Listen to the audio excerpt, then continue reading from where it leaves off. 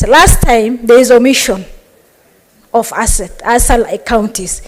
Now I predict there will be implementation of some activities in ASAL area. I know the motion is about the limitation of President's address. Thank you, Mr. Speaker. Senator Gloria Orwoba.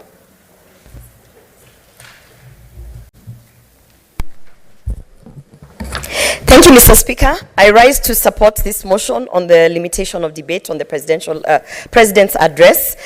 Mr. Speaker, I think I want to echo one of the statements that, it must have been Senator Agnes Kavindu who has suggested that perhaps also the President should sit in to listen to some of the criticism, the objective criticism from this House.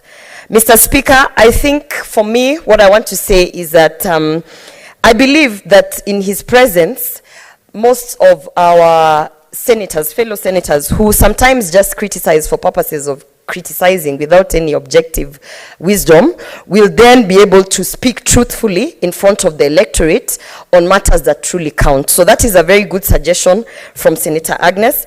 Mr. Speaker, I want to say that in this, we tend to underestimate the communication from the President. And sometimes, and I remember way back, I must have been young, very young, when Kenyans were complaining that they had a president who never used to talk, who never used to communicate, and so people were in the dark. Mr. Speaker, I want to congratulate His Excellency William Samoei Ruto for actually keeping the communications lines open. And it's not only through the presidential address, but through the daily communication that he has with the electorate, both from the executive and on ground as he goes to speak to the people.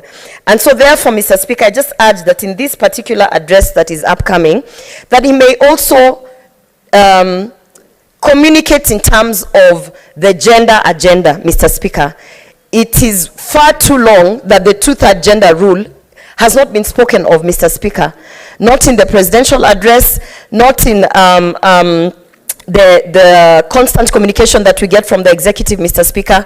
And it is very unfortunate because I do know that a lot of work is being done by the executive, by the President, to ensure that the Kenya Kwanza Women Charter is being implemented. But Mr. Speaker, there's been very limited communication of the same in terms of the gender agenda. Mr. Speaker, I also hope to hear that the policies and some of the work that is being done in that space of women empowerment is actually going to be communicated this time.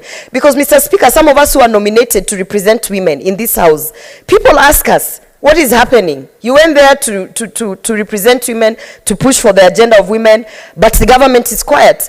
Government is not quiet. It's just that there is no communication that is being put out that is clear, that is intentional, to actually inform Kenyans on what the President and the Cabinet is doing in terms of empowering women and having women being represented in these spaces. So, Mr. Speaker, in the upcoming presidential address, I do hope that this particular message is going to be communicated.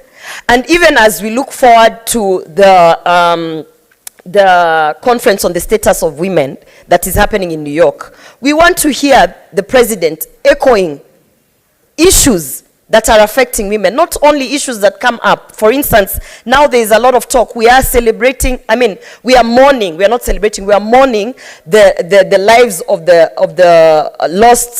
our lost women who have been killed through femicide, Mr. Speaker. We want to hear what those offices that have been mandated to represent women and to protect women through the Cabinet, through the executive, what they are doing. So, Mr. Speaker, I support this motion because I do believe that all 16 nominated women in the House will then get time to speak and air their views in terms of the gender agenda, and also to be able to question or to objectively criticize on the work that is being done in that space, on the representation of women and the policies and the projects that the Kenya Kwanza government has for the women of Kenya. Thank you, Mr. Speaker.